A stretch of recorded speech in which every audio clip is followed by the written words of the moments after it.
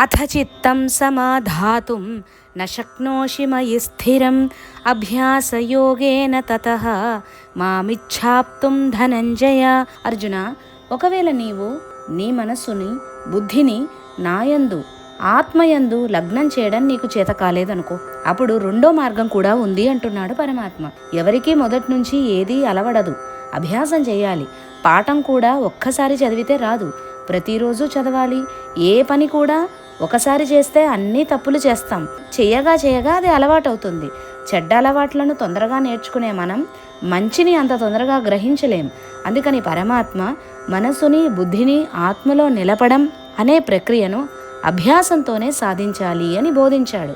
అందుకే ఇంతకుముందే మనకు అభ్యాస యోగం అనే యోగాన్ని కూడా పరిచయం చేశాడు పరమాత్మ. అభ్యాసం చేయాలంటే ముందు మనలో ఒక కోరిక పుట్టాలి.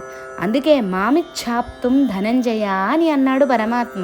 నన్ను పూజించాలి, నన్ను ధ్యానించాలి, నన్నే పొందాలి అనే కోరిక ముందు నీలో పెట్టుకో అర్జున అంటున్నాడు. అప్పుడే ఎన్ని పనులున్నా అవన్నీ పక్కన పెట్టి అభ్యాసం చేస్తావు. మొదట్లో కొంచెం కష్టంగానే ఉంటుంది, ఏది ఒక్కసారి చేస్తే రాదు.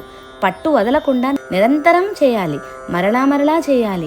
దానినే నిరంతర అభ్యాసం అని అంటారు.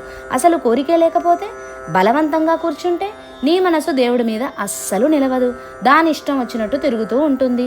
కాబట్టి పరమాత్మని పూజించాలి, పరమాత్మని ఉపాసించాలి, ధ్యానించాలి అనే కోరికని బలంగా మనసులో పెట్టుకోవాలి. అప్పుడే నిరంతర సాధన అభ్యాసం సాధ్యమవుతుంది. మనం వృధాగా గడిపే సమయంలో కొంచెం సమయమైనా భగవద్ ధ్యానంలో గడపాలి అనే కోరిక కలిగితే ఆ కోరికకు అనుగుణంగా తగిన అభ్యాసం చేస్తే మరు జన్మకు మంచి మార్గం వేసుకోవచ్చు అని అర్జునుడి ద్వారా మనకు పరమాత్మ ఉపదేశించాడు. ఎంతసేపు కూర్చున్నా మనసు భగవంతుడి యందు నిలవడం లేదండి, మనసు పరిపరి విధాలా పోతూ ఉంటుందండి అనే వారికి ఈ శ్లోకం చక్కటి పాఠం.